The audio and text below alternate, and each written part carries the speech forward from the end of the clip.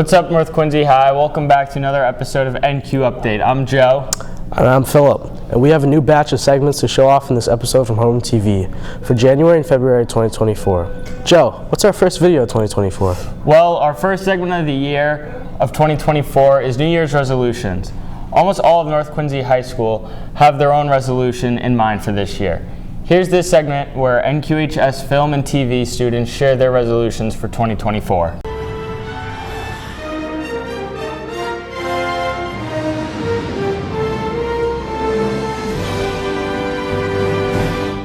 My New Year resolution is to get all my driving hours done and to get my license. Lock it in.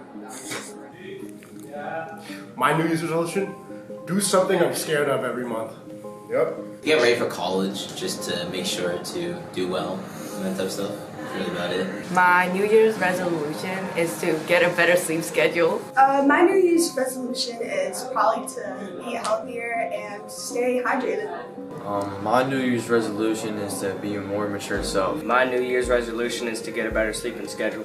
My resolution is to get better at eating. My New Year's resolution is to keep all my money in my wallet. My New Year's resolution is to actually eat breakfast in the morning.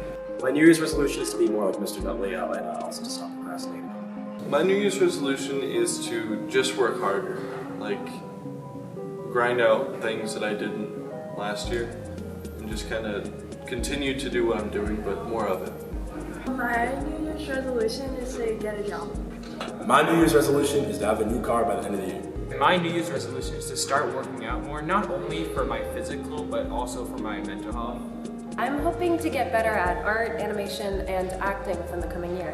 My New Year's resolution is to get a job.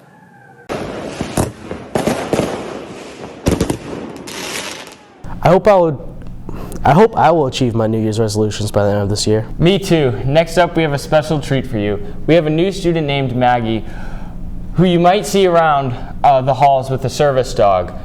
There's lots of information in this video about what to do and what not to do with the service dog. Here's Anthony with this extensive interview. Please pay attention. I'm Maggie. I am Rory's handler, and he's my little buddy. And I'm Charlie Young, the owner of Professional Canine Services. Myself and my staff have actually trained Maggie and her dog together. Rory. Rory started probably around 6 months old, and what is he right now, 2? He's about to be 2 in February. He's almost 2 years old in February, so the training that we do with this dog is a rigorous training process that we put him through to be obedient as he is.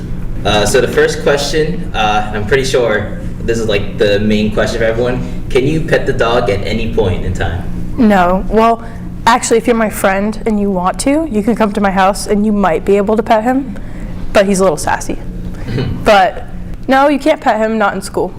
So the big thing about it is once he has that vest on him, he is technically working. So every time that vest goes on that dog, and that's a visual sign that says do not pet service animal on him, you cannot pet that dog at any given time. You should not even look at him, talk to him. The other thing you shouldn't do too is avoid putting food on the floor or anything that can disturb him, especially like hand sanitizers and stuff like that. Like if you leave him clipped on your backpacks and you drop a backpack down and it's next to him, it can actually affect his nose and his breathing. So those are the couple things. But in regards to petting him, the only one that can pet him during the normal day is Maggie, and that's it. At her house, she can take the vest off, and it could be a normal dog inside the living quarters of her own home. What can people do if they really want to pet a dog, they just can't resist? Mostly you can just take a minute, keep your hands in your pockets, and I know it's really hard not to pet him. I pet him all the time, but he's my dog, so you can't pet him. How will the dog affect the class it's in? He doesn't affect it much. He mostly will lay down on the floor, and then the only thing that he does is he might alert me if I'm getting a little anxious or that's pretty much it, but he doesn't do much. You won't really realize he's there after a while. Sometimes I forget he's there. Will the dog be here every day? Yes, most of the days he will be here unless there's a reason, like a field trip I'm going on, or if I just don't feel like I need him that day because of whatever reason, then he'll be here. Where would the dog be during lunch? Would the dog be in the cafeteria or school store? He might switch back and forth. I might be in the pass program. He might be in the cafeteria sometimes, but he's pretty well trained, so he won't really affect you. What would happen if the kids in one of the classrooms has allergies to the dog? So you can sit like 10 feet away from me. He doesn't shed much. He'll stay pretty far away, and he's not going to interact with you, so you should be fine. The main thing with Rory is when he's inside the school, like I was just said before, when he's inside the school, is just to treat him like a regular person. Like, don't touch him, don't talk to him. This dog's gonna go everywhere with her. And if the dog's laying on the ground or like this, don't try to lure the dog with food, because there actually is law on that. There's actually case law on that if interference with a service animal is actually finable up to $300. Okay, so it's actually a law that you cannot tamper with these dogs, because if you do that, it's actually obviously the school police will be involved, the principals and stuff like that. So it's very crucial into his training is to let him be him for Maggie, because that dog serves a single purpose, which is for her, and will keep her coming to school every day and make her comfortable in her surroundings. And that's basically the goal for Maggie and Rory, is to stay in school, number one. Number two is so everybody in school is educated enough to understand what a service dog is. So when I am having a lot of anxiety or whatever symptom I'm having, he might jump on me, and that's pretty much all he does. He might jump on me, or might try to crawl onto my lap, or I might even, if it's difficult, I might sit on the floor with him, and he might be on my lap, but that's not him not working, that's actually him doing his job. Perfect, then we're done. Cool. Thank you. All right, that's $1,000 for the day. Thank you.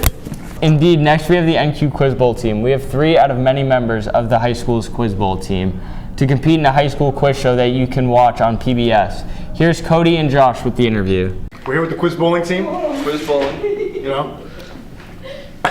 Hello everybody, welcome back to another video. Today's episode of Homeroom TV, we are interviewing the quiz bowling team. Yep. And do you guys have anything to say? Who are you guys? I'm Catherine, and I'm co-captains with Amy. Yeah, I'm Tristan. Well, coming up Sunday on the 21st, we're having our first round in the competition against Lexington, so I guess go North Quincy and go our team. We've practiced a lot, and we hope it's a good round, and I'm not gonna jinx us, so good luck to us. Nice to meet you guys. I'm Josh, and this is my best mate Cody. Why did you guys join the quiz bowling team? I've always liked trivia since I was young, and then during the club fair freshman year, I just signed up at the table and started going every Wednesday morning since. That's pretty cool. It's really fun to know random stuff. One of my middle school teachers told me I should be on Jeopardy. What do you enjoy most about being on the quiz bowling team? I think besides it's fun to study with each other and have practices, and the thrill of getting a question right. It's also I love our team dynamic. It's so fun to hang out with them, and every morning and every practice is a great time. Yeah. Yeah, it's not just people just answering questions. I think we don't hate each other. We genuinely just enjoy being around each other. We don't hate each other. What is your most memorable moment in the quiz bowling scene? Prison. Oh yeah. So what? There was a question, and then the answer was hotels, but I buzzed in and I said prisons. And now she's the syndicate We believe me. Yeah, we bully Amy about her running prisons. What is the scariest part about going up on stage and having to answer questions at a moment's notice in front of everyone? So it's gonna be actually all of our first time on TV, but for me, I'd say it's the urge to buzz in the moment I have a single thought and say something that the first thought that comes to my head, which is normally wrong. Inspiring confidence. Would you guys be down for some questions? Sure. This leader had his uncle executed for treason in 2013 and likely ordered the assassination of his half-brother in early 2017. Yeah. Name this leader who met with Donald Trump to discuss denuclearization at a 2018 summit in Singapore. Kim Jong-un. That's correct. How many strikes have you got last season? What do you mean? The quiz bowling team. Wait, it's quiz bowl, not quiz bowling. No, it's a joke. Tristan. 0. Only 10 strikes. It's a whole season. Yep. Thanks, Cody and Josh, for this interview. We wish our Quiz Bowl team luck for the competition. Spoiler alert, they are eliminated in the first round. That stinks. Maybe next year. Up next, we have a mystery that's been circulating for many years at North Quincy High School. The first thing that was mentioned way back in 2021, and that was the 5th floor pool. Could this mystery finally have been solved after almost 3 years of speculation? Here's Brian and myself to find out. Well, as you see, some kids had to get in there. Do you know there is, hypothetically, a 5th floor pool in this very building? It's been a mythos at the school for many years now. And today we're going to be trying to get to the bottom of this big problem. I've heard about it, like the first week of school, like everyone was like, there's like a pool on the 5th floor, and I was like, I didn't believe it. Sounds so fake. I've been around Quincy Public Schools, you know, since I was in the 4th grade. The legend goes all the way back. The legend, of a matter of fact, does go all the way back. On the 5th floor, beyond the locked gates, awaits a luxurious swimming pool. But is it true? We can't seem to get a straight answer. I know that it doesn't exist. Is there a chance we could look up there just to have... No. I don't know. There are some stairs at Hunt Street that keep going up, but there's a gate, so I've never tried going up them. Even those who've been working at the school for decades still seem to be giving conflicting answers. Do they know the pool exists? Are they just keeping it from the rest of us? Even in the 1980s when I went here, they talked about the pool. Wow. At least on the 4th floor. Yeah, you know, I've never, witnessed it myself, but the stories are very convincing. So let's just say the pool doesn't exist. There still is sure a lot of stories involving it. So, what? Are they all just made up? I've heard some interesting things. I've heard people drowning in it. Drowning in it? I've heard of people, skipping class to go and swimming. I've swam in it a couple of times, they say. No passes. Yeah, it was like a secret handshake, I think, might have got you in. Take a look at all the teachers here at the school. And most of them, what's up, Bubakar? Most of them didn't know what's going on. So, there's one more expert we have to look at this situation. And we're going to go to him right now. What do you know about the 5th floor pool? You're the one who knows the school the best out of anyone here. It's been going on for many, many years. Is it true? We need to know. Is it true? It's very true. Have you been? Have you been there? Yes. Any pictures, any documents of any sorts? I cannot do that and tell you guys. Sorry. Well, there you have it. I'll leave it up to you, the viewer, to decide what to believe. For now, I'm Brian Walwitz. Back to Homeroom TV. Well, the mystery has never been solved. I hope we can have a clear resolution to this long mystery. Me too. Before we head to our next segment, let's take 2 minutes for a sports update.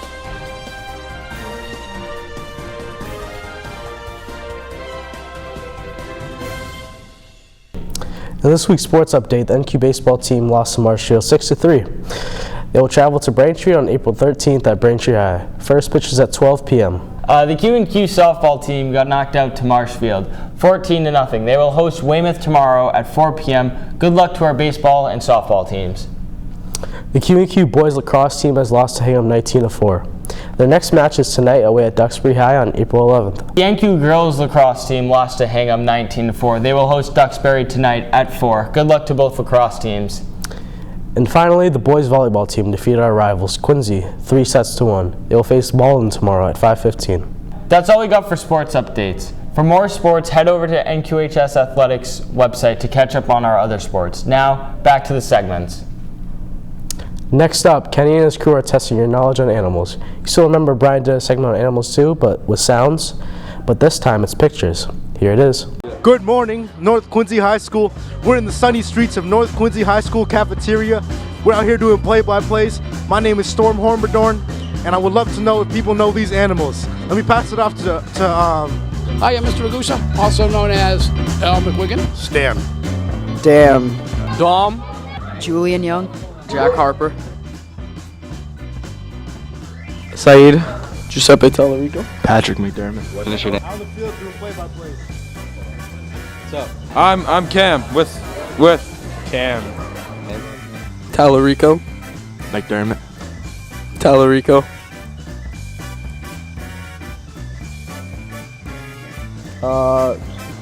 Probably Penguin. Penguin. That looks like a penguin. Penguin. Rest the penguin. Penguin.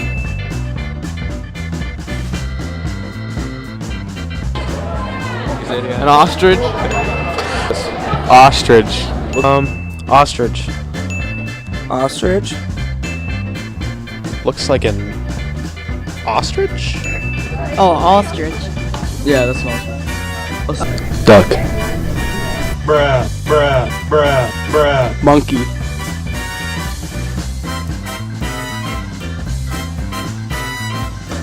A hamster? That's a hedgehog. Hedgehog. Hedgehog. That looks like a groundhog. Porcupine. A rat. Porcupine? What kind of animal is it? Sloth. Sloth. Sloth. Three-toed sloth. That is a sloth.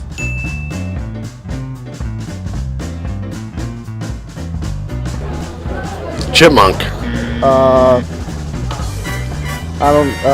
Chipmunk. That looks a groundhog. A chipmunk? Me.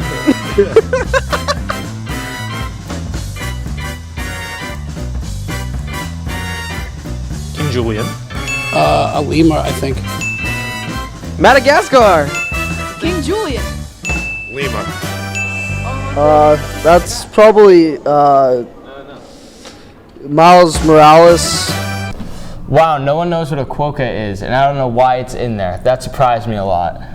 Me neither. Many people think it's a chipmunk. Anyways, the next segment is celebrating the Lunar New Year.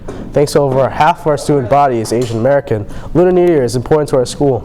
And we sent Jerry to interview Johnny Huang about the lion dance and its significance to the Lunar New Year. Here it is. Good morning, I'm Sean, a senior at North. As you may know, Lunar New Year is tomorrow, and that comes with a lot of celebrations. Recently, I caught up with Johnny Hong, an event coordinator in Asian Culture Club, who has been doing the lion dance for years. Let's see what he has to say. So, what made you want to start this whole thing? Well, it's because I like seeing Asian representation in my community, and this is one way I could, do Asian representation at school. And it's fairly easy for me since I have access to all the equipment needed for line dance. So I was like, oh, might as well start something while I'm still here. How long have you been doing lion dance and stuff like that? I've been doing it since 6th grade for every weekend. Since I haven't taken a break on every weekend. And it's usually 6 to 8 hours between Saturday and Sunday. And it's just a consistently throughout all 6 or 7 years of that. So you do performances outside of school and everything like that? Yeah, I do a lot of performances outside of school, at least every 2 weeks, and it's usually just weddings, parties, business parties, dinners, we even do funerals for some occasions, and they're all really interesting. Do you travel to do it, or is it just here in Massachusetts? Yeah, I've traveled all over the Northeast, New York, Maine, Rhode Island, Connecticut, and I've also been to far out west to Texas to even do some stuff, a competition. How do you recruit people for this lion dance for our school? If you have 2 working hands and 2 working legs, then I'll consider you heavily. Anyone can join. There's no restrictions or requirements. So what are main quality traits that you would look for in people that you would want to recruit? More a sense of rhythm and a sense of balance, because in the head and the lion head and the lion tail, you're going to need that balance to stabilize yourself, because you can't use your hands, you're only using your legs. And at the same time, you need rhythm, because if you're playing instruments, it's very obvious that when you first start who knows rhythm and who doesn't, and it just helps a lot, especially with the limited amount of time we have before Chinese New Year. Since you're a senior this year and you're going to be leaving, do you have anyone in mind that's gonna continue this in North or anything like that? Yeah, I have 3 juniors who I hope will carry on my legacy. What do you do during Lunar New Year's?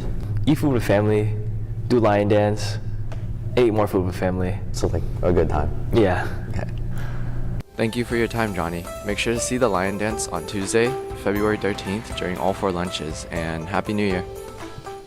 Thanks to everyone who celebrated the Lunar New Year this year. We hope you have a good year and great prosperity, and good luck. Our final segment of the day is Service Dog Theme segment. We invited GoFi, Golden Opportunities for Independence, to bring English Retriever dogs to be trained to become service dogs. Here's this warm and sweet segment.